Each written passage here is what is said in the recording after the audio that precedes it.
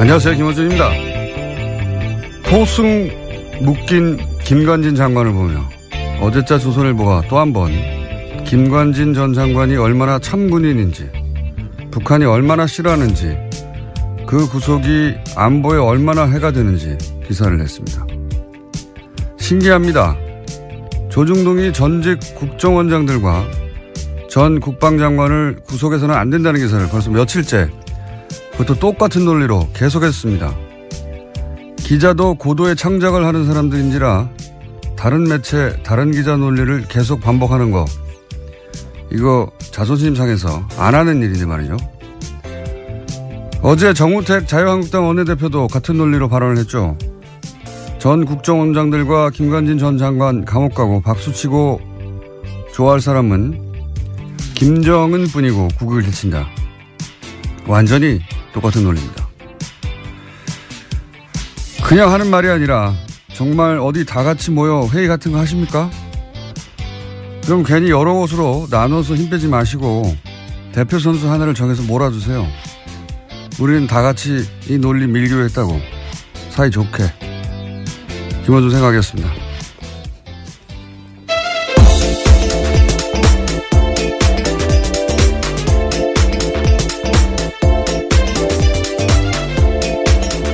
시사인의 김은지입니다. 아유, 근데 신기한 겁니다, 이거. 이게 이제 한 2주 정도 됐거든요? 매일매일 똑같은 논리예요. 어쩜 이럴 수 있죠? 예. 기자들이 원래 다른 매체에서 쓴 논리를 갖다 쓰지 않아요. 쪽팔리잖아요. 예. 기자도 자기 분야 선수들인데. 이렇게까지 반복하는 거는 정말 회의를 같이 한다. 뭐 그건 아직 확인된 사실은 아니기 때문에요. 아니면 같은 곳에서 주문 생산을 했거나, 예. 그렇게 생각할 수밖에 없지 않겠나. 그리고 반복 논리가 참군인이다. 북한이 무서워한다. 이런 건데, 이게 우리 사회의 여론 지형을 수십 년간 손에 쥐고 있었던 이 막강한 조중동인데, 이렇게밖에 못하나 좀 짠하기도 해요, 저는. 예. 저라면 제가 김관진 전 장관을 옹호해야 된다면 이렇게는 안 합니다. 예. 옹호 안 하실 거잖아요. 해야 한다면. 예. 어떻게 할지는 뭐 영업 비밀이고요. 어쨌든 누가 개발한 논리인지 이거는 적어도 20년 정도는 시대에 뒤떨어진 감각이에요. 예. 아, 김정은이 무서워한데, 와, 정말 그렇게 훌륭한 군인 감옥에 가, 안 돼, 큰일 나. 그걸 읽고 누가 그렇게 생각합니까? 와. 요즘 시대에 그런 기사를 읽고 그렇게 생각할 거라고 진짜 생각하며 그런 기사를 낸 거라면 정말 큰일 난 거는 김관진이 아니라 조중동이에요. 예. 큰일 났어요. 자, 첫 번째 뉴스는 뭡니까? 네, 법원의 판단도 그와 다릅니다. 구속영장이 청구된 박근혜 정부 국정원장 3명의 운명이 엇갈렸는데요. 어제 법원은 남재준 이병기 전 원장에 대해서는 구속영장을 발부했습니다. 범행을 의심할 상당한 이유가 있고 중요 부분에 관한 증거인멸의 염려가 있어 구속의 사유와 필요성이 인정된다라는 겁니다. 하지만 이병호 전 원장의 구속영장은 기각됐는데요.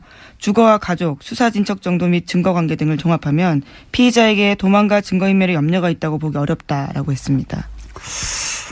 좀 약간 신기해요. 예. 뭐랄까요. 이상하다기보다는 신기한 것이 기간도 제일 길고, 그죠? 크게 논란이 된 그 청와대 여론조사. 네, 소위 진박감별 여론조사라고 예, 하죠. 5억 원 들었습니다. 불법 여론조사도 이때 나왔고, 왜 이분만 기각이 됐는지 제일 고령이라서 그런가요? 실제로 가장 나이가 많은데요. 1940년생입니다. 하지만 다들 비슷하게 나이가 많습니다. 1940년대생이어서요. 존재감이 없어서 그런가요? 예. 이 의문은 저희 영장실질심사 해설 담당 판사 대기 중이십니다. 이정열 전 판사 잠시 연결해 보기로 하고요. 다음 뉴스는 뭡니까? 네, 관련한 오늘 아침에 경향신문 보도가 있는데 검찰이 박근혜 전 대통령의 서울 내곡동 자택 매입에 국정원 특수활동비가 쓰였을 가능성을 수사 중이라고 합니다. 현재 수사팀은 박근혜 전 대통령 내곡동 자택 거래에 관여한 인사를 참고인 조사했습니다. 아, 그것도 조사 중이군요. 예. 이건 뭐 조사 중이고, 많은 사람이 의혹을 가졌던 뭐 의상비라든가 시술비라든가 뭐 미용비, 주사 비용, 만약 이런 데 쓰인 게 정말 드러나면, 이건 뭐랄까요. 보수 그러니까 이미 땅바닥까지 가라앉았는데 지하로 들어갈 사안인데. 그렇죠. 국가 안보와 관련되어 있는 활동비였는데요. 그걸 아주 사사롭게 사용했다. 간첩 잡으라는 돈으로 머리를 올린 거잖아요. 예. 네, 이미 검찰에선 사적으로 사용했다라는 부분들은 밝혔습니다. 구체적 용처를 밝히지 않았을 뿐인데요. 검찰은 뭔가 잡고 있는 건데 아마 이제 그것도 곧 드러나겠죠. 자, 다음 뉴스는 뭡니까? 네, 뿐만 아니라 관련된 이야기가 또 있습니다. 자유한국당 최경환 의원이 박근혜 정부 국정원의 특수활동비 1억 원을 받은 정황이 나왔습니다. 이것은 당사자의 증언들이 있는 건데요. 이현수 전 국정원 기조실장이 진술한 바입니다. 또 구체적인 증빙 자료도 냈다라고 하는데 검찰은 이런 정황을 토대로 해서 이병기 당시 국정원장에게도 이 사실을 확인했습니다. 이 전 원장 역시 특수활동비에서 1억 원을 전달해야 한다는 요청을 받고 이를 승인했다라고 진술했다고 하는데요. 당시에 최경환 의원은 경제부총리 겸 기획재정부 장관을 맡고 있었습니다. 그렇군요. 최경환 의원은 그런 적 없다고 부인하고 있고요. 예, 심지어 CBS 보도를 보면요. 사실이라면 동대구역에서 할복자살하겠다라는 이야기까지 했다고 합니다. 그런 얘기 잘 합니다, 원래. 그래놓고 할복한 사람 하나도 없어요. 권영애 전 국정원장, 안기부장. 안기부 시절에. 그렇죠. 그분이 20여 년 전에 할복이라고 언론은 보도했지만, 연필 깎는 칼로 살짝, 표피만 긁은 적이 있습니다. 그걸 할복한 분은 아무도 없고요. 어쨌든 부인하고 있는 상황이고요. 근데 이제, 계좌 추적이 필요 없다고 하니까, 물증은 확실한 것 같습니다만, 당사자는 부인하고 있습니다. 다음 뉴스는요? 네, 또 다스와 관련된 보도도 있습니다. 어제 JTBC가 한 내용인데요. 다스의 비자금과 관련해서 이명박 전 대통령이 개입한 정황이 구체적으로 나왔습니다. 2008년 초에 당선인 신분이었던 이명박 전 대통령이 손수, 비자금 수습 문제를 지시했다라는 건데요. 관계자의 증언이 나온 겁니다. 관련해서 회의를 같이 한 인사인데요. 이명박 당시 대통령 당선인이 친형 이상은 다스 회장의 아들 이동영 씨와 다스 간부 A 씨를 만났다라고 합니다. 이 자리에서 특검팀에서 찾는 비자금 얘기가 나왔다라고 A 씨가 증언을 한 건데요. 이명박 전 대통령이 야 그럼 네가 가서 좀 해봐 잘해봐 이런 식으로 지시했다라고 합니다. 관련해서 이제 특검이 그 비자금을 덮으라고 얘기했다 이 보도도 나왔죠. 네, 그 A씨의 연속한 증언인데요. 다스 계좌로 입금하고 확인서를 제출하라고 특검에서 120억 원과 관련돼서 이야기했다라는 말을 들었다라는 겁니다. 하지만 당시에 특검팀에서는요. 그 비자금이 누구의 것인지 더 이상 추적하지 않고 수사 결과 발표에도 일체 포함시키지 않았다라고 합니다. 이거 굉장히 중요한 뉴스입니다. JTBC가 또 한 걸음이 아니라 한 두세 걸음 정도 나간 보도라고 보는데 물론 그 시작은 뉴스공장입니다. 시사인과 함께했습니다. 네, 밝혀놓고 이게 굉장히 중요한 의미가 있는 것이 비자금을 찾았다 특검이 당시에 하는 보도는 이미 오래전에 나왔죠.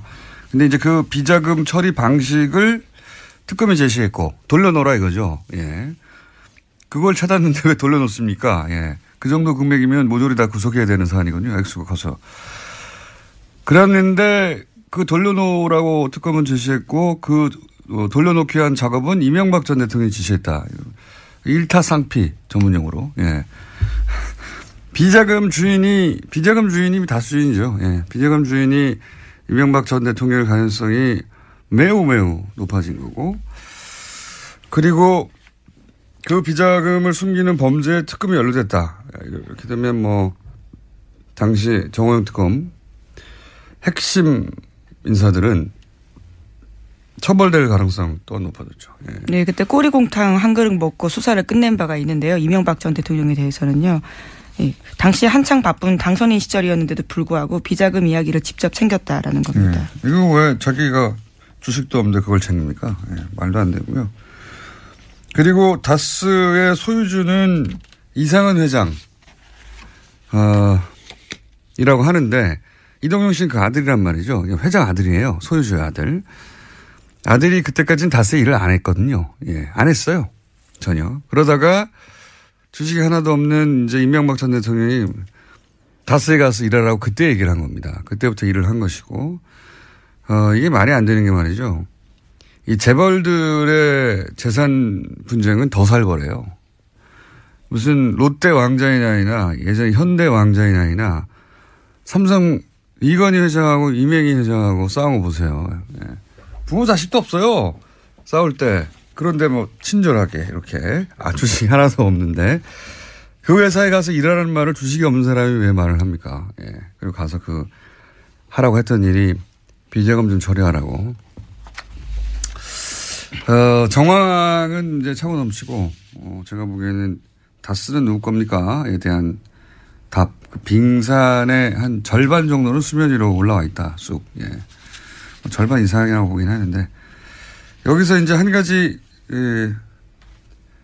우리끼리의 쟁점은, 이게 사실 주진우 기자가 2달 전에 뉴스공장에서 처음 공개했던 그 문건에 나온 계좌거든요. 근데 주진우 기자는 이 문건이 특검이 무모한 120억이 아니다.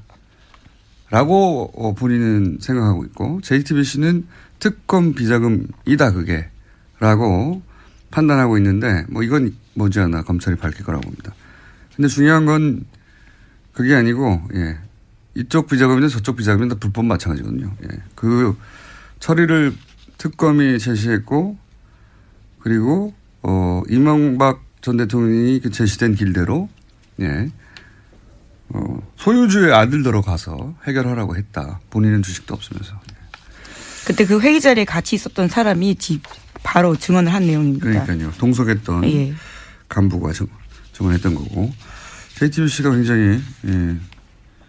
3걸음 정도 나갔다. 예. 한 걸음 더 들어간 게 아니라. 예. 하지만 현재까지 특검 관계자들한테는 여러 차례 연락을 했는데 어떤 답변도 듣지 못했다라고 합니다. 예. 2008년 특검 정호영 특검이요. 관계자들에게 그 핵심 특검보와 핵심 한두 사람 정도는 처벌을 면하기 쉽지 않겠다 이런 생각을 하고요. 예, 이 출발은 다 뉴스공장이다. 다시 한번 강조합니다. 네, 시사인도 계속 같이 기사 썼습니다. 자, 시사인도 광을 한번 팔고. 다음은요? 네, 어제 전병헌 청와대 정무수석이 사의를 표시했습니다. 대통령에게 누가 될 수 없어 정무수석의 직을 내려놓겠다라는 건데요. 현재 전 전 수석은 한국 e스포츠협회 자금 이용과 관련되어 있다라는 의혹을 받고 있습니다. 검찰 소환이 기정사실화되면서 이를 앞두고 자리에서 내려온 건데요. 하지만 전 전 수석은 과거 자기 비서들의 일탈 행위에 대해서 다시 한번 송구스럽다면서도 자신의 혐의는 부인하고 있습니다. 이제 수석 사표를 냈으니까, 사직을 했으니까, 이제부터 이제 전병헌 전 수석이 개인이 헤쳐나가야 하는 상황인 거고, 예. 특이점은 몇 가지가 있어요. 이 사건 관련해서.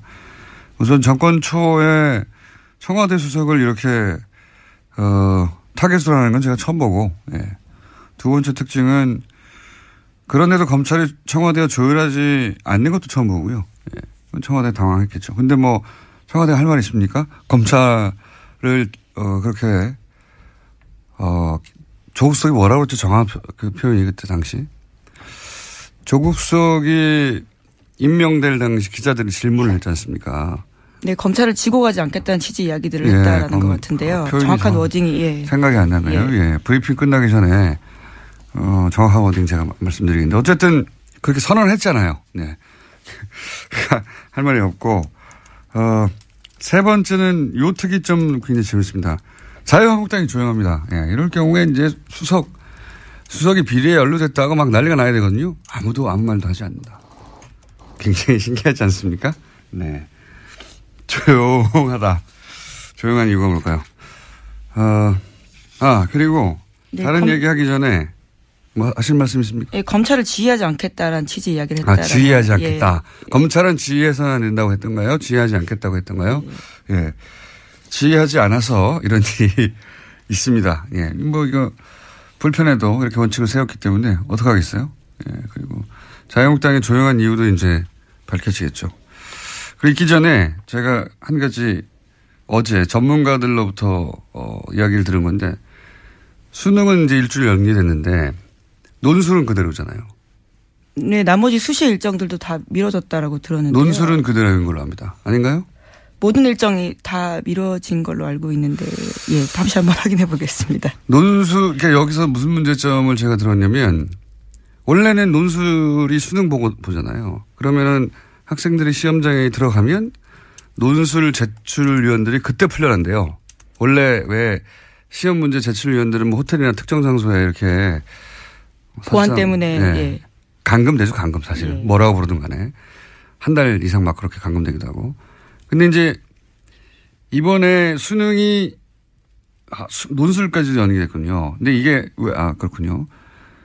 그걸 전제하고도 뭐가 문제라고 전문가들이 얘기하냐면 시험 문제를 제출한 분들은 그렇게 수능을 그 문제 제출한 분들은 교육부에서 관리를 따로 해가지고 어디 호텔에다가 장기 감금 상태에 두는데 논술은 각 대학에서 내잖아요. 각 대학도 마찬가지로 어디 뭐 펜션이나 아니면 뭐 호텔 잡아서 그렇게 장기간 합숙하면서 문제를 낸다고 해요. 그런데 이제 일주일 연기되면 이 일주일간의 일정이 없다 이거예요. 대학은 미리 잡아두지 않았을 거란 말이죠. 그럼 호텔이고 뭐고 간에 예상보다 일찍 석방이 되는 겁니다. 이분들이. 석방이 되면 귀신같이 이분들을 찾아내가지고 어떻게든 논술 문제를 알아내려는 브로커들이 존재한다고 해요. 예. 그래서 교육당국은 각 대학과 협조를 해서 이들을 반드시 별도 관리를 해줘야 된다. 일주일 추가로. 그렇지 않으면 나중에 한 군데라도 두 군데라도 말이 나올 수 있다. 왜냐하면 이 찬스를 놓치지 않는 브로커들이 있대요. 마구 달려들어가지고. 사교육 시장이 워낙 거대한 시장이다 보니까. 그러니까요. 그리고 그분들이 누군지 어떻게 아느냐. 그분들을 아는 게 일반인들은 어렵지만 알려고 하면 알 수 있다는 거예요. 왜냐하면 한 달 이상 강연을 안 했을 거 아닙니까. 강의를. 대타를 띄거나 누군가 대신 그 교수님들이 들어가서. 그래서 알아내려고 하면 알아낼 수가 있고 그래서 그분들 동선을 이렇게 뒤져가지고 결국 찾아낼 수 있다. 그것이 업인 사람들은. 그러면 그 사람들한테 일주일 동안 접근할 기회가 생긴다는 거죠. 브로커들이. 교육당국이 이 점을 꼭 유념하고 각 대학과 협조해서 이분들을 다시 감금시켜야 된다. 꼭 걱정하는 전문가들이 있었다는 사실. 예. 꼭 얘기해달라고 해서 제가 짚어둡니다. 네. 듣고 보니까 그렇더라고요. 예. 이건 뭐 전문가들끼리만 아는 이야기인데 듣고 보니 중요해서 제가 언급했습니다. 다음 뉴스는요? 네. 시간이 얼마 없는 것 같은데 그냥 원래대로 쭉 갈까요? 국민의당 안철수 대표가 어제 합리적 진보와 개혁적 보수 중심의 빅텐트론을 언급했습니다. 바른정당과의 연대 통합의 의지를 다시 한번 내비친 건데요. 어제 덕성여대에서 한 강의에 앞서서 이와 같은 강연문을 냈습니다. 재밌는 워딩이 다시 나왔네요. 빅텐트. 요거 잠시 언급할 주시한 내용인데. 오늘 시간이 별로 없으니 짧게 하면 이거 원래는 제3지대 지난 대선 때 반기문 꽃가마 시나리오죠 이게. 예. 근데 이제 이렇게 되면서 국민의당 호남계 반발이 커지고 있다 이런 보도가 있는데 이건 안철수 대표가 한편으로는 바람도 합니다. 왜냐하면 호남 정당 이미지로 다음 대권 어렵다고 보고 반발하는 호남계는 나갈 테면 나가라 이런 게 깔려 있고요. 게다가 반발해서 나갈 사람도 많지도 않고 그다지. 이제 안 대표의 생각을 추정해보자면 제가 또 그 과정에서 어느 정도 탈호남도 된다.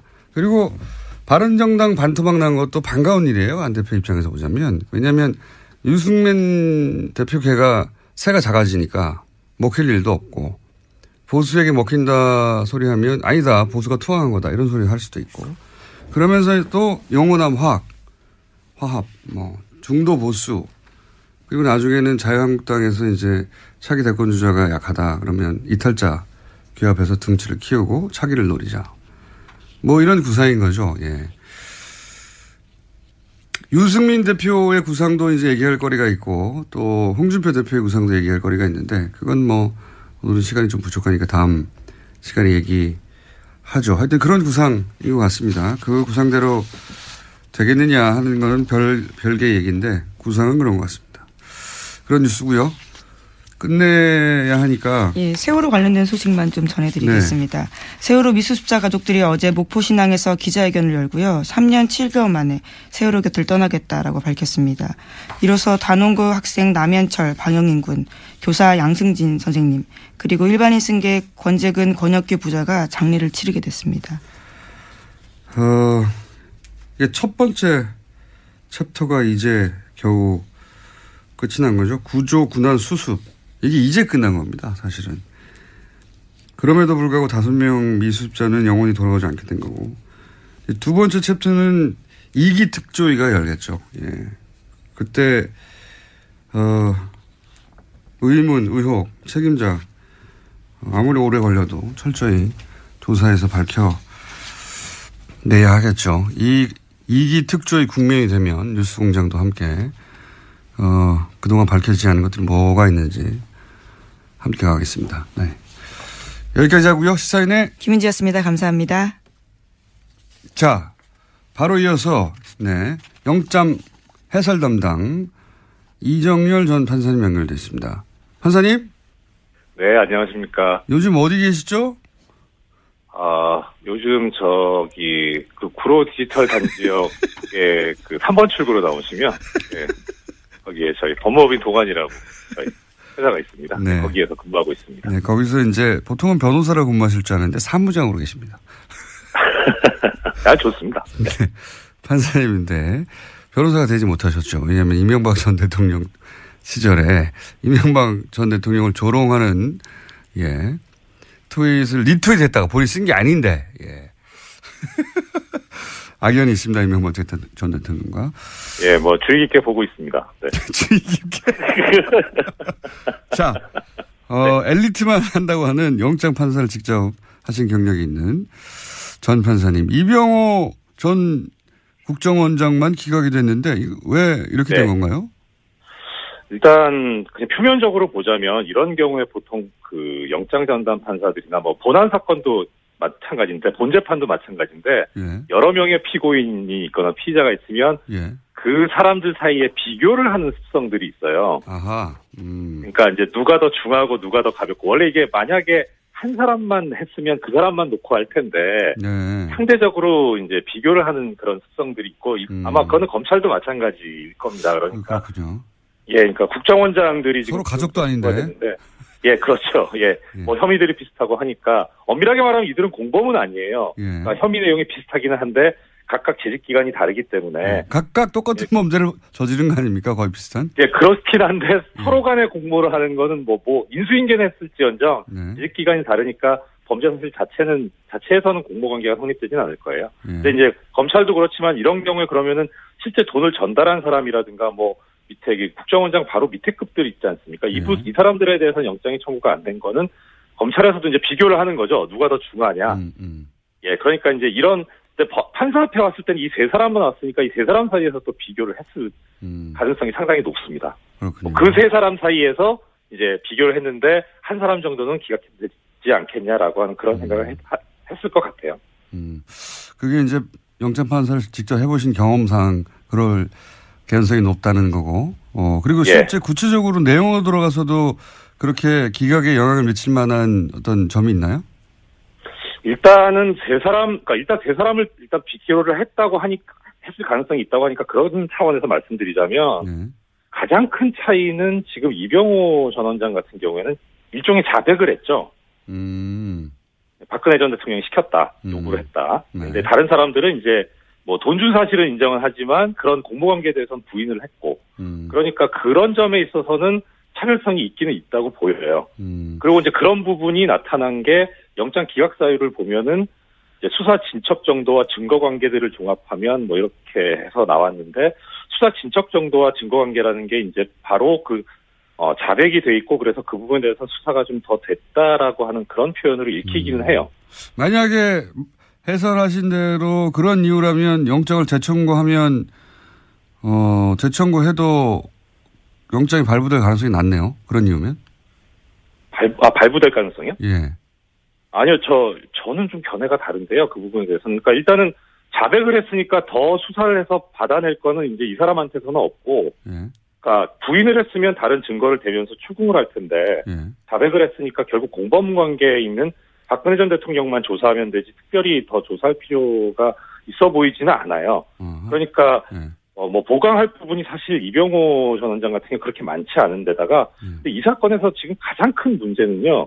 증거인멸의 우려 부분은 그런 식으로 어떻게든 뭐 좋게 해석해 줄 수는 있는데, 그러니까 도주 우려 부분이거든요. 이 도주 우려 부분 관해서 영장 그 발부 사유가 도주 우려 또는 증거인멸의 우려니까 증거인멸의 우려는 그렇게 해석이 됐다고 보더라도 도주 우려 부분에 관해서 지금 언급하고 있는 게 뭐냐면 주거와 가족 이렇게 돼 있어요. 그러니까 이게 이제 예전보다 이게 너무 더 추상적이 됐어요. 기각사유가. 그래서 무슨 말인지 좀 이해가 저도 잘은 안 가는데. 구속된 분들은 다 주거 가족이 다 있는데요. 그러니까요. 그러니까 다른 사람하고 비교해서 아니 뭐 똑같은데 주거 일정할 거고. 그래서 가족이 특별한 뭐 관계가 있는 뭐 사유가 있나 좀 찾아봤는데 특별한 사유도 없고요. 그리고 또 하나 이제 특이한 점은 이병기 전 원장 같은 게 영장이 발부된 이분은 다음 달 중순쯤에 아마 자녀가 결혼을 하는 것으로 알고 있어요. 그러니까 그런 사람도 지금 발부가 됐는데 그것보다 더 중한 사유가 있다는 것인지 그건 잘 모르겠어요. 그런데 이제 제가 좀 중점적으로 좀 눈여겨서 눈에 띄는 부분이 있다면 영장이 발부된 사람들 있잖아요. 이 두 사람 보면 영장 발부 사유가 증거인멸의 우려가 있다는 거거든요. 그거는 그러니까 도주 우려가 그건 이해는 가는데 도주 우려가 있다는 얘기가 없어요. 그러니까 결국은 지금 도주 우려가 있다는 얘기가 없기 때문에 그래서 이 전체적으로 이 세 사람에 대해서 아예 전체적으로 도주 우려가 없다고 본 거 아닌가 그런 생각이 들어요. 그래서 그 도주 우려가 없다는 걸 쓰려고 보니까 그냥 주거와 가족이라고 이렇게 상투적인 표현을 쓴 것 같은데 이 부분이 저는 문제라고 생각을 합니다. 왜 문제입니까? 이게 지금 혐의 중에 제일 큰 게 국고 손실인데요. 이 국고 손실액이 5억 원만 넘어가도 최고형이 무기징역이에요. 형이 되게 세거든요. 그러니까 특히 이병호 전 원장 같은 경우 자백까지 해버렸으니까 최고 무기징역까지 가능한데 이게 그러면은 당연히 실형 선고가 예상되는 그런 범죄라서 도주 우려가 있다고 봐야 될 거거든요. 중형이 예상될 경우에도 구속의 사유가 되니까요. 그러니까요. 그런데 이제 기각사유에는 이제 중형이 예상되지 않으면 이렇게 쓸 수는 없으니까.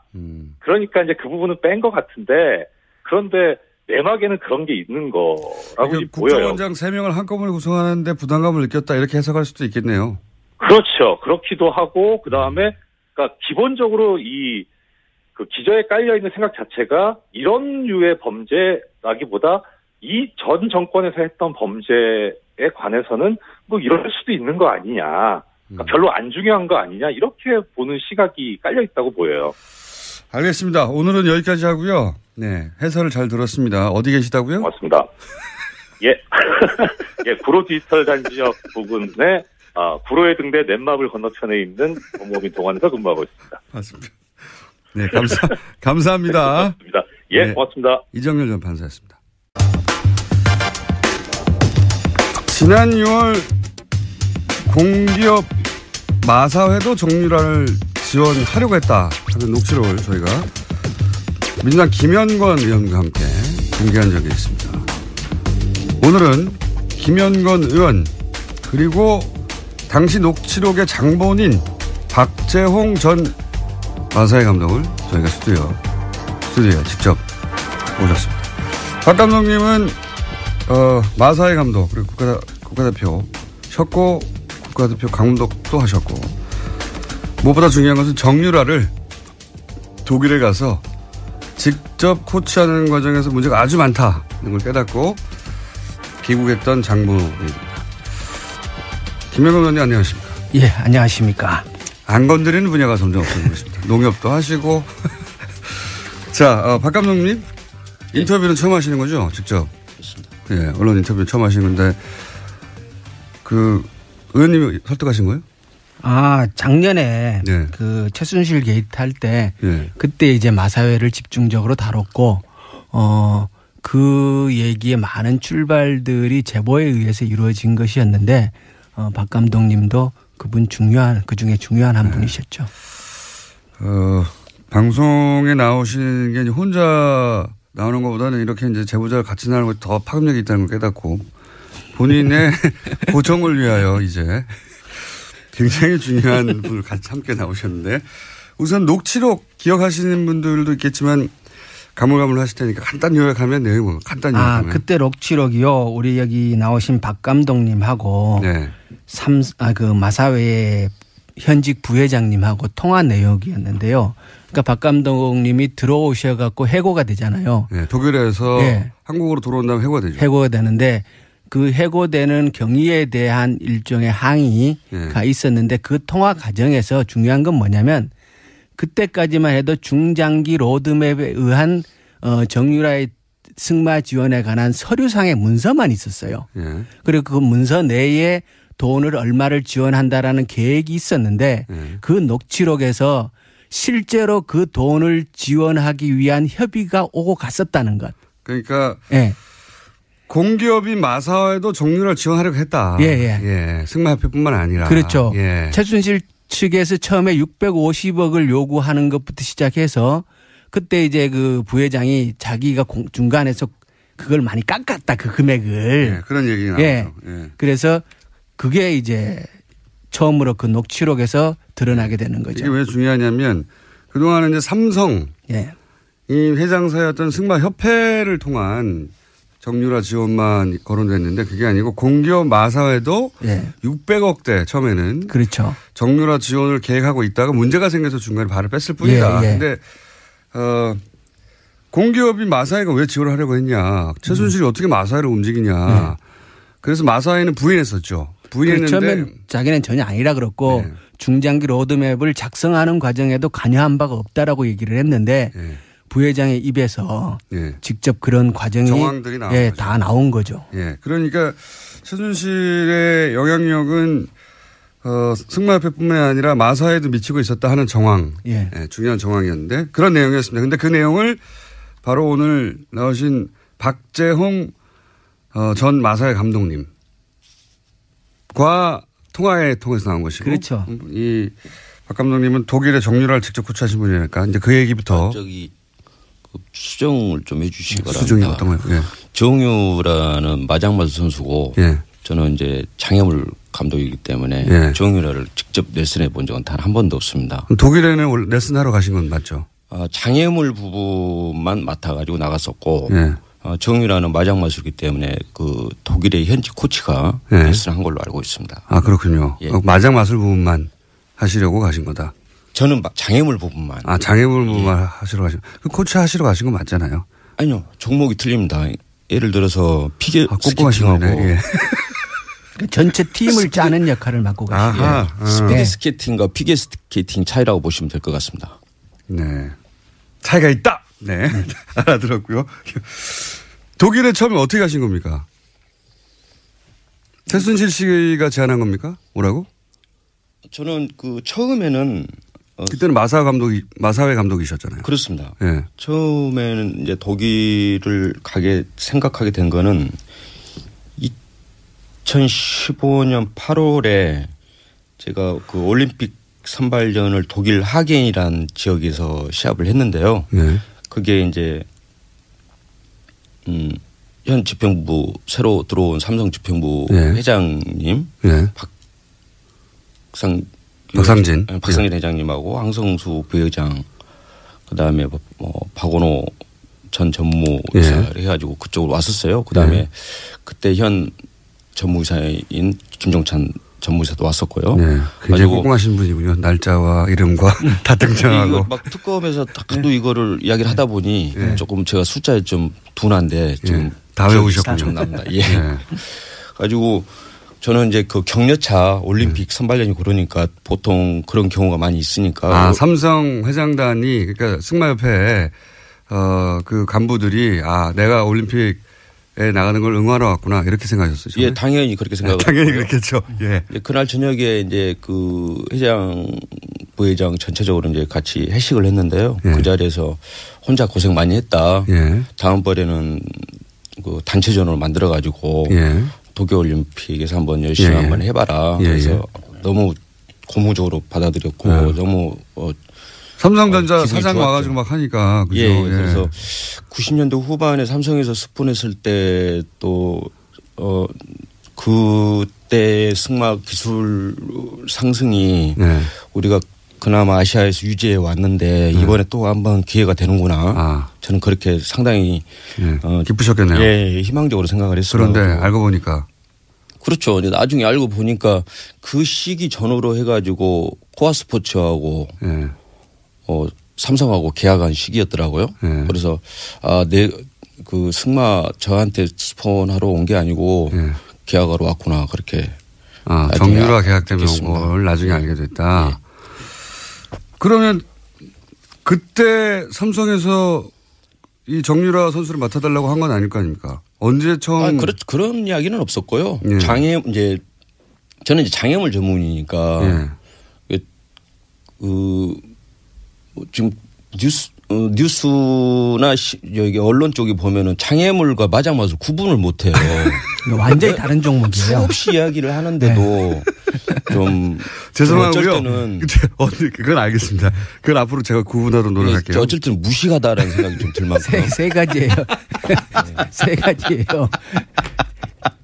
장애물. 아니 그러니까 다시 한번 말씀드리지만 장애물, 마장마술. 피겨 스케이팅, 그다음에 스피드 스케이팅. 예. 네. 알겠는데요. 최순실 씨 제안으로 독일에 가신 겁니까? 이 질문 아직 답을 못 들어가지고. 예, 그래서 이제 저는 상당히 좋은 쪽으로 생각을 했고 한번 기회가 더 되는구나. 승마계가 이로 인해서 한 번 더 상승할 수 있는 기회라고 생각을 했고. 박 감독님 제가 할 때 얘기를 해주세요. 네, 그 말씀했다 보니까 앞으로 한 4번 정도 더 출연하셔야 될 것 같아요. 아니요, 저 오늘만 하겠습니다. 저는 생각보다 바빠요. 저기 마사에서 잘린 이후에. 아니, 최순실 씨가 처음 제안했냐고요, 감독님. 아무튼 어쨌든 현명관 회장한테 해고를 당하고 그 후에 바쁩니다. 여기저기 레슨할 때도 많고. 아니, 그러니까 독일 알겠는데요. 예. 독일에 최순실 씨가 제안해서 가셨습니까? 최순실 씨가 다이렉트로 제안한 건 아니고요. 예. 그 회장. 이 답을 넣었는데 10분이 걸렸네요. 승마협회 회장님이 그렇게 이야기를 하셨고, 그다음에 예. 한국으로 그 올림픽 선발전을 끝내고 한국으로 돌아와 가지고, 예. 그때는 이제 이제 박원호 전무님 대한승마협회 이쪽에서 제안을 했었고, 그다음에 나가게 될 때 예. 나가게 된 시기에 최순실로부터 전화가 왔었습니다. 최순실한테. 예, 독일을 좀 나와달라고 전화가 와가지고 저는 이제 그때 이제 최순실 씨한테 유연이 엄마라고 이렇게 했을 텐데. 네. 학부형으로 보신 거죠, 그러니까. 그렇죠, 학부형. 승마 선수의 학부형 정도로 보신 그렇습니다. 거죠. 예. 그렇습니다. 처음에는. 예. 나와달라고 그래가지고 제가 공기업의 감독인데 누가 나오라고 한다고 해서 나가고 그렇게 할 수는 없고 좀 공식적인 절차를 좀 거쳐야만 할 수 있다. 알고는 있다. 지금 나가야 되는 상황이라는 걸 알고는 있는데 좀 절차를 좀 거쳤으면 좋겠다라고 이야기를 했더니 잠깐 기다려라고 그리고 전화를 끊고 한 5분 내에 다시 전화가 왔어요. 가지고 다 이야기가 됐으니까 나와라고. 5분 만에. 예. 5분 만에. 예. 그거는 승마협회 혹은 마사회하고 얘기해야 한다고 하는데 5분 있다가 다 얘기되다고. 예. 그래서 알겠는데 무슨 이야기인지 알겠습니다. 하지만은 최순실 씨가 내한테 이야기를 하는 거 그렇다고 해서 내가 5분 만에 이야기 끝났다고 이제 이야기 끝났다 바로 나가는 수는 없지 않습니까? 공식적 문서가 있고 회장이 마사회 회장님이 오케이를 사인을 해야 제가 그렇죠. 부하 직원으로서 가는 거잖아요. 마사회 절차상. 감독인데. 예. 그래야 됩니다. 그랬더니 다시 한번 기다려라고 하고 다시 또 재차 전화를 한 5분 있다 다시 왔어요. 예. 현명관 회장이 오케이 했으니 걱정하지 말고. 5분 만에? 예. 현명관 회장이 오케이 했다고? 예, 걱정하지 말고 내일 가면은. 예. 가라고 할 거라고. 가라고 할 거라고. 야. 그래서 대단하네요. 그다음에 갔더니 가라고 하더라고요.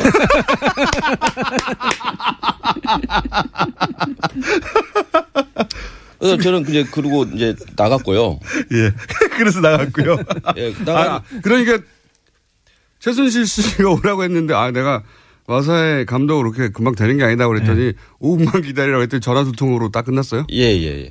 대단하네요. 그 전에 이제 서류적으로는 대한승마협회하고 마사회하고는 왔다 갔다 했습니다. 공문으로. 네. 나를 파견해달라. 감독님 5분밖에 안 남았어요. 이 얘기 정말. 5분밖에 안 남았습니까? 감독님 앞으로 사회 예정돼 있고요. 그리고 아니. 저는 오늘만 이렇게 못 옵니다. 출연료도 얼마 안 된 줄 알고. 자, 이제 아직 독일 가지도 못했어요.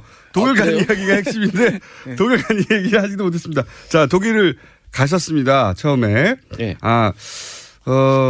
그때는 이렇게 생각하셨겠네요. 이 학부형인데 좀 힘이 좀 세구나. 예. 좀. 감사하게 생각했죠. 그쵸. 예. 감사하게 생각하셨고. 근데 독일을 딱 가셨습니다. 가셨을 때 느낀 건 뭡니까? 맨 처음에는. 그때 말도 없고 선수도 없다고 얘기한 걸로 제가 인터뷰에서. 물론이죠. 이제 제가 이제 가가지고 준비 단장이라고 이제 공문으로는 준비 단장으로 나갔으니까 준비를 제가 좀 해야 되니까 선수들도 오는 거 준비하고 말도 좀 준비하고 그 부분은 제가 이제 해야 될 부분이라고 생각했기 때문에 가셨는데 갔는데 말도 좀 보고 다니고 말차도 보고 다니고 그랬어요. 말차 구입해달라고 하고 그랬는데 전혀 안 되는 거예요. 진행이 안 됐어요? 예, 진행이 전혀 안 됐고 저 같은 경우에 또 말 자체를 분데스 챔피언십에서 2등한 말을 제가 어렵게 그 선수 그 친구인 승마 선수 친구인 올림픽 메달이 한 7, 8개 갖고 있는 친구와 말인데 그쪽을 연결을 해가지고 좀 잡아놨어요 말을. 금방 삼성에서 하니 좀 기다려라. 금방 살 테니까 다른 데 팔지 말라. 근데 그게 한 3개월 정도 미뤄질 정도로. 진행이 안 됐습니까? 예, 진행이 안 됐고 그것 때문에 이제 되게 이제 최순실하고도 직접 통화를 했었고 박원호 씨하고도 이제 중간 역할이 이제 박원호 씨다 보니 박원호 선배님하고도 이제 되게 서로 서운할 만큼 그다음에 좀 다투기도 많이 하고. 승마협회 전무. 예. 전 전무죠. 전 전무. 예. 당신은 전무. 예. 당시 전무 아니었으면 그 전 전무였습니다. 네, 죄송하고요. 진짜 궁금하시네. 정확하게 좀 해줬습니다. 정확하게 하도록 하겠습니다. 그러면 할 얘기 굉장히 많은데 아직 진도가 안 나가지고 지금 하신 얘기 중에 최순실 씨 처음에는 이게 이런 높은 사람들을 잘 아는 힘 있는 학부형이구나. 전화 한 통으로 다 되네. 이렇게 생각하셨다가 혹시 그 생각이 바뀌게 되는 계기나 이건 무슨 이상한데 이렇게 생각이 바뀌신 거는 어떤 일을 통해서입니까? 저는 이제 이제 약간 소문이라고 하면은 좀 소문이라고 말하기는 싫은데 사실은 이제 그 전에 좀 최순실 씨가 상당히 실권이 있다라는 이야기는 간혹 들었었습니다. 저 사람 실세다와. 예, 실세다. 그래서 청와대 실세다. 예, 저는 그래봤자 아주머니가 보기에도 별로 힘도 없게 보이고 별로 그런 쪽으로 생각을 크게 안 했죠. 예, 다만 최순실 씨가 딸이 승마 선수 생활을 하면서 우리 승마계에 만약에 본인 어떤 삼성이라든가 무슨 다른 스포를 가져온다면 고맙다. 저는 상당히 고마운 쪽으로 생각을 했었죠. 그렇게 생각할 수 있죠. 그렇게 했었는데 그냥 좋은 쪽으로만 생각을 했습니다. 처음에는 좋은 관계였고요. 그런데 이제 독일 가가지고 처음에 이제 말을 구입하려고 하니까 말도 안 사고. 그다음에 선수가 있어야 레슨을 하고 올림픽을 주고 선수도 없고 말도 없는 뭘 하겠습니까? 그래서 선수 보내달라고 하면 이 선수는 안 된다. 저 선수는 된다. 그거 된다고 그래가지고 그러면 너 전화해가지고 우리 선수 한 명 이름은 그걸 않겠습니다. 돌아라고 하니까 표까지 끊었어요. 표까지 끊었는데. 끊었는데 다시 우리한테 전화 와가지고 박원호 선배한테 전화 와가지고 그 선수는 안 된다. 왜 안 된답니까? 그래서 왜 안 되냐. 그러니까 이유가 없다라는 거예요. 그러니까 이제 유추는 할 수는 있죠. 누군가가 이제 이 친구는 별로 마음에 안 들면 안 되고 저 친구는 마음에 들면 오케이고 이런 식이었다는 생각은 들더라고요. 사실 독일을 나가기 전에 선수는 다 뽑아놨었습니다. 이미 독일을 좀 같이 전지훈련할 친구들은 객관성이라고 합니까? 객관성을 좀 객관적으로 실력 있는 친구들은 그거를 하기 위해서 독일의 하벤마이스터라고 88 올림픽 때 금메달 단체전 땄던 그 친구를 불렀어요. 그 친구가 뽑고 제3자가 뽑고 저는 이제 살짝 관여를 했죠. 당연히 그러니까 이 친구에 대해서 설명해 주는 정도 가지고 10명을 뽑았어요. 이미 뽑아놨는데. 근데 그 선수들이 제가 원하는 선수 그 10명 안에 있어야 되는데 아무도 안 다른 선수가 올라오고 그래서 그것도 나중에는 제가 너무 답답해서 그러면은 좋다. 선수만 뽑아주고 말만 해준다라면은 그거 가지고도 내가 꾸려 나가겠다는 생각을 했어요. 당신들이 뽑아라 했는데도 선수가 안 뽑혀요? 왜 안 뽑히는 겁니까? 나중에 알고 보니까 처음부터 뽑을 생각이 없었던 건가요? 이제 박원호 전무님 생각은 네. 이제 느낌으로는 그랬던 것 같아요. 유연이가 이제 어리다 보니까 다 어떤 선수가 오는 거에 대해서 되게 예민하게 행동을 하는 것 같다. 정유라 선수가 싫어하냐 좋아하냐에 따라서 다 결정된 것이다. 그렇다고 생각을 해볼 수 있죠. 자, 저희는 이제 두 번째 질문 초입인데 시간이 다 돼가지고요. 아무래도 앞으로 몇 번 더 나오셔야 되겠지만. 저는 정말 그럼 오늘 나오신 김에 저희가 3부 조금 한 10분 정도 쓸 테니까 3부. 아니 저 예? 가셔야 돼요? 예. 저 오늘 법정 가야 됩니다. 저기 우리 의원님 계시는데 박정 감독, 청문회 김영건 의원인데요. 저희가 어떻게 좀 해보겠습니다. 조만간. 처벌될 가능성 또 높아졌죠. 예. 네, 그때 꼬리곰탕 한 그릇 먹고 수사를 끝낸 바가 있는데요. 이명박 전 대통령에 대해서는요. 예, 당시 한창 바쁜 당선인 시절이었는데도 불구하고 비자금 이야기를 직접 챙겼다라는 겁니다. 예. 이거 왜 자기가 주식도 없는데 그걸 챙깁니까? 예, 말도 안 되고요. 그리고 다스의 소유주는 이상은 회장 이라고 하는데 이동영 씨는 그 아들이란 말이죠. 회장 아들이에요. 소유주의 아들. 아들이 그때까지는 다스의 일을 안 했거든요. 예, 안 했어요. 전혀. 그러다가 주식이 하나도 없는 이제 이명박 전 대통령이 다스에 가서 일하라고 그때 얘기를 한 겁니다. 그때부터 일을 한 것이고, 이게 말이 안 되는 게 말이죠. 이 재벌들의 재산 분쟁은 더 살벌해요. 무슨 롯데 왕자의 나이나 예전에 현대 왕자의 나이나 삼성 이건희 회장하고 이명희 회장하고 싸운 거 보세요. 예. 부모 자식도 없어요. 싸울 때. 그런데 뭐 친절하게 이렇게 주식이 하나도 없는데 그 회사에 가서 일하라는 말을 주식이 없는 사람이 왜 말을 합니까? 예. 그리고 가서 하라고 했던 일이 비자금 좀 처리하라고. 정황은 이제 차고 넘치고 제가 보기에는 다스는 누구 겁니까?에 대한 답. 빙산의 한 절반 정도는 수면 위로 올라와 있다. 쑥. 예. 절반 이상이라고 보긴 하는데 여기서 이제 한 가지 우리끼리의 쟁점은 이게 사실 주진우 기자가 2달 전에 뉴스공장에서 처음 공개했던 그 문건에 나온 계좌거든요. 근데 주진우 기자는 이 문건이 특검이 무모한 120억이 아니다 라고 본인은 생각하고 있고 JTBC는 특검 비자금이다 그게 라고 판단하고 있는데 뭐 이건 머지않아 검찰이 밝힐 거라고 봅니다. 근데 중요한 건 그게 아니고, 예. 이쪽 비자금이나 저쪽 비자금은 다 불법 마찬가지거든요. 예. 그 처리를 특검이 제시했고, 그리고, 이명박 전 대통령이 그 제시된 길대로, 예. 소유주의 아들들로 가서 해결하라고 했다. 본인은 주식도 없으면서. 예. 그때 그 회의 자리에 같이 있었던 사람이 바로 증언을 한 내용입니다. 그러니까요. 동석했던 예. 간부가 증언했던 거고. JTBC가 굉장히 세 걸음 정도 나갔다. 예, 한 걸음 더 들어간 게 아니라. 예. 뭐 하지만 현재까지 특검 관계자들한테는 여러 차례 연락을 했는데 어떤 답변도 듣지 못했다라고 합니다. 예, 2008년 특검 관계자들에게 특검요. 그 핵심 특검보와 핵심 한두 사람 정도는 처벌을 면하기 쉽지 않겠다 이런 생각을 하고요. 예. 이 출발은 다 뉴스공장이다. 다시 한번 강조합니다. 네, 시사인도 계속 같이 기사 썼습니다. 자, 시사인도. 안녕하세요. 김어준입니다. 포승 묶인 김관진 장관을 보며 어제자 조선일보가 또 한 번 김관진 전 장관이 얼마나 참군인인지 북한이 얼마나 싫어하는지 그 구속이 안보에 얼마나 해가 되는지 기사를 냈습니다. 신기합니다. 조중동이 전직 국정원장들과 전 국방장관을 구속해서는 안 된다는 기사를 벌써 며칠째 그것도 똑같은 논리로 계속했습니다.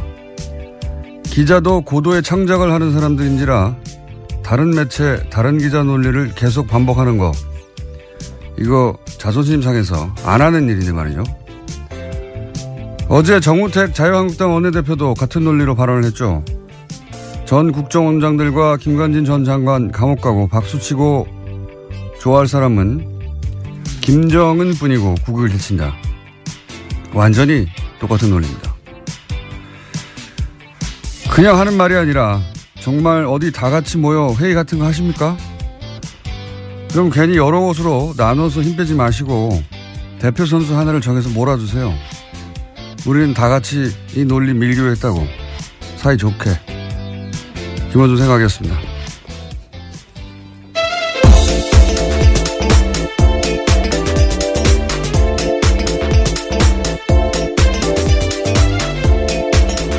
시사인의 김은지입니다. 아유, 근데 신기한 겁니다, 이거. 이게 이제 한 2주 정도 됐거든요? 매일매일 똑같은 논리예요. 어쩜 이럴 수 있죠? 예. 기자들이 원래 다른 매체에서 쓴 논리를 갖다 쓰지 않아요. 쪽팔리잖아요. 예. 기자도 자기 분야 선수들인데.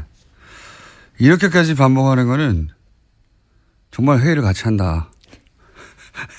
뭐 그건 아직 확인된 사실은 아니기 때문에요. 아니면 같은 곳에서 주문 생산을 했거나, 예. 그렇게 생각할 수밖에 없지 않겠나. 그리고 반복 논리가 참 군인이다. 북한이 무서워한다. 이런 건데, 이게 우리 사회의 여론 지형을 수십 년간 손에 쥐고 있었던 이 막강한 조중동인데, 이렇게밖에 못하나 좀 짠하기도 해요, 저는. 예. 저라면 제가 김관진 전 장관을 옹호해야 된다면 이렇게는 안 합니다. 예. 옹호 안 하실 거잖아요. 해야 한다면.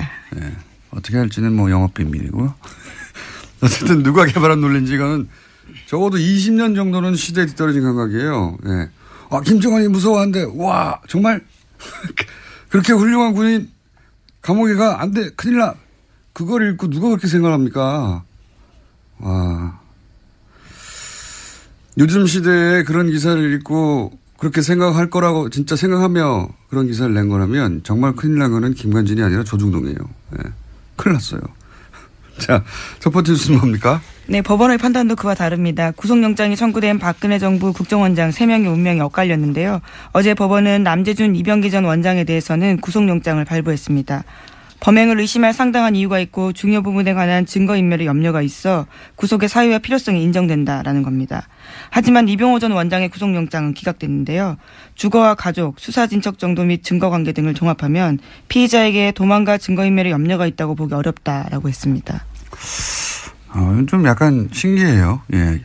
뭐랄까요. 이상하다기보다는 신기한 것이 기간도 제일 길고, 그죠? 크게 논란이 된 청와대 여론조사. 네, 소위 진박감별 여론조사라고 네, 하죠. 5억 원 들었습니다. 불법 여론조사도 이때 나왔고, 왜 이분만 기각이 됐는지 제일 고령이라서 그런가요? 실제로 가장 나이가 많은데요. 1940년생입니다. 하지만 다들 비슷하게 나이가 많습니다. 1940년대생이어서요. 존재감이 없어서 그런가요? 예. 이 의문은 저희 영장실질심사 해설 담당 판사 대기 중이십니다. 이정열 전 판사 잠시 연결해 보기로 하고요. 다음 뉴스는 뭡니까? 네, 관련한 오늘 아침에 경향신문 보도가 있는데 검찰이 박근혜 전 대통령의 서울 내곡동 자택 매입에 국정원 특수활동비가 쓰였을 가능성을 수사 중이라고 합니다. 현재 수사팀은 박근혜 전 대통령 내곡동 자택 거래에 관여한 인사를 참고인 조사했습니다. 아, 그것도 조사 중이군요. 예. 이건 뭐 조사 중이고, 많은 사람이 의혹을 가졌던 뭐 의상비라든가 시술비라든가 뭐 미용비, 주사 비용, 만약 이런 데 쓰인 게 정말 드러나면, 이건 뭐랄까요. 보수가 이미,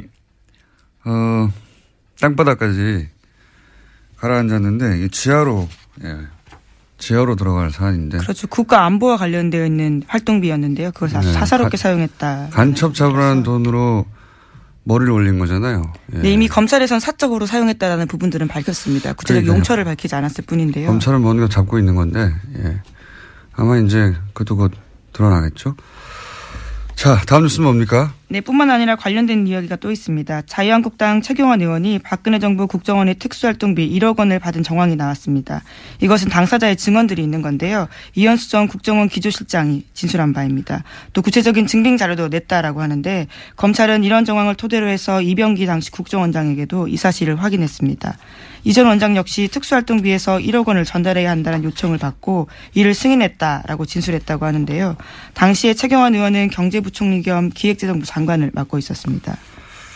그렇군요. 최경환 의원은 뭐 그런 적 없다고 부인하고 있고요. 예, 심지어 CBS 보도를 보면요. 사실이라면 동대구역에서 할복자살하겠다라는 이야기까지 했다고 합니다. 그런 얘기 잘 합니다 원래. 그래놓고 할복한 사람 하나도 없어요.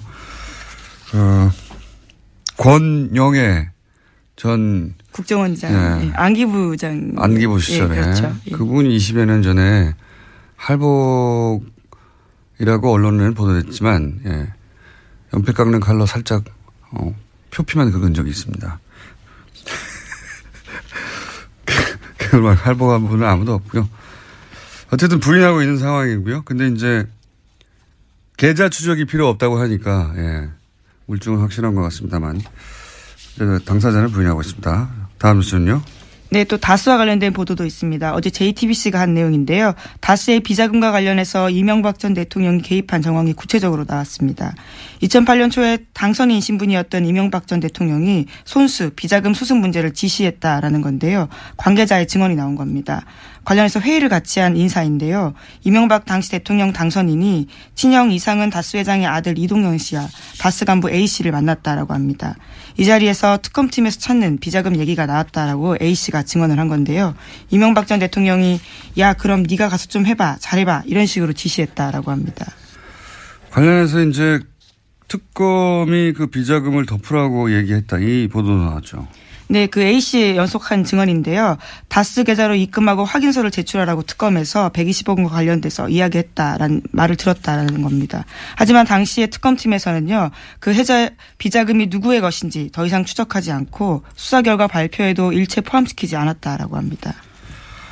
아, 이거 굉장히 중요한 뉴스입니다. 예, JTBC가 또 한 걸음이 아니라 한 두세 걸음 정도 나간 보도라고 보는데 물론 그 시작은 뉴스공장입니다. 예. 네, 시사인과 함께했습니다. 네, 밝혀놓고 이게 굉장히 중요한 의미가 있는 것이 뭐 비자금을 찾았다 특검이 당시에 하는 보도는 이미 오래전에 나왔죠. 근데 이제 그 비자금 처리 방식을 특검이 제시했고 돌려놓으라 이거죠. 예. 그걸 찾았는데 왜 돌려놓습니까? 예. 그 정도 금액이면 모조리 다 구속해야 되는 사안이거든요. 액수가 커서. 그랬는데 그 돌려놓으라고 특검은 제시했고 그 돌려놓기 위한 작업은 이명박 전 대통령이 지시했다. 일타상피 전문용어로. 예. 비자금 주인이 다수 주인이죠. 예. 비자금 주인이 이명박 전 대통령의 가능성이 매우 높아진 거고. 그리고 그 비자금을 숨기는 범죄에 특검이 연루됐다. 이렇게 되면 뭐 당시 정호영 특검 핵심 인사들은 광을 한번 팔고 다음은요? 네, 어제 전병헌 청와대 정무수석이 사의를 표시했습니다. 대통령에게 누가 될 수 없어 정무수석의 직을 내려놓겠다라는 건데요. 현재 전 수석은 한국 e스포츠협회 자금 이용과 관련되어 있다라는 의혹을 받고 있습니다. 검찰 소환이 기정사실화되면서 이를 앞두고 자리에서 내려온 건데요. 하지만 전 수석은 과거 자기 비서들의 일탈 행위에 대해서 다시 한번 송구스럽다면서도 자신의 혐의는 부인하고 있습니다. 이제 수석 사표를 냈으니까, 사직을 했으니까, 이제부터 이제 전병헌 전 수석이 개인이 헤쳐나가야 하는 상황인 거고, 예. 특이점은 몇 가지가 있어요. 이 사건 관련해서. 우선 정권 초에 청와대 수석을 이렇게, 타겟으로 하는 건 제가 처음 보고, 예. 두 번째 특징은 그런데도 검찰이 청와대와 조율하지 않는 것도 처음 보고요. 예. 청와대 당황했겠죠. 근데 뭐 청와대 할 말 있습니까? 검찰을 그렇게 조국 수석이 뭐라고 했죠? 정확한 그 표현이 그때 당시. 조국 수석이 임명될 당시 기자들이 질문을 했지 않습니까? 네, 검찰을 지고 가지 않겠다는 취지 이야기들을 했다라는 것 같은데요. 정확한 워딩이 생각이 안 나네요. 예. 브리핑 끝나기 전에 정확한 워딩 제가 말씀드리겠는데 어쨌든 그렇게 선언을 했잖아요. 네. 할 말이 없고, 세 번째는 요 특이점 굉장히 재밌습니다. 자유한국당이 조용합니다. 예, 이럴 경우에 이제 수석이 비리에 연루됐다고 막 난리가 나야 되거든요. 아무도 아무 말도 하지 않는다. 굉장히 신기하지 않습니까? 네. 조용하다. 조용한 이유가 뭘까요? 그리고 네, 다른 얘기하기 전에 뭐 하실 말씀 있습니까? 예, 검찰을 지휘하지 않겠다라는 취지 이야기를 했다. 지휘하지 않겠다. 예. 검찰은 지휘해서는 안 된다고 했던가요? 지휘하지 않겠다고 했던가요? 예. 지휘하지 않아서 이런 일이 있습니다. 예. 뭐 이거 불편해도 이렇게 원칙을 세웠기 때문에 어떡하겠어요? 예. 그리고 자유한국당의 조용한 이유도 이제 밝혀지겠죠. 그리고 있기 전에 제가 한 가지 어제 전문가들로부터 이야기를 들은 건데 수능은 이제 일주일 연기됐는데 논술은 그대로잖아요. 네, 나머지 수시 일정들도 다 미뤄졌다라고 들었는데요. 논술은 그대로인 걸로 압니다. 아닌가요? 모든 일정이 다 미뤄진 걸로 알고 있는데, 예, 다시 한번 확인해 보겠습니다. 논술, 그러니까 여기서 무슨 문제점을 제가 들었냐면, 원래는 논술이 수능 보잖아요. 그러면은 학생들이 시험장에 들어가면 논술 제출위원들이 그때 풀려난대요. 원래 왜 시험 문제 제출위원들은 뭐 호텔이나 특정 장소에 이렇게 보안 때문에 예. 예. 감금되죠, 감금 사실은. 예. 뭐라고 부르든 간에. 한 달 이상 막 그렇게 감금되기도 하고. 근데 이제 이번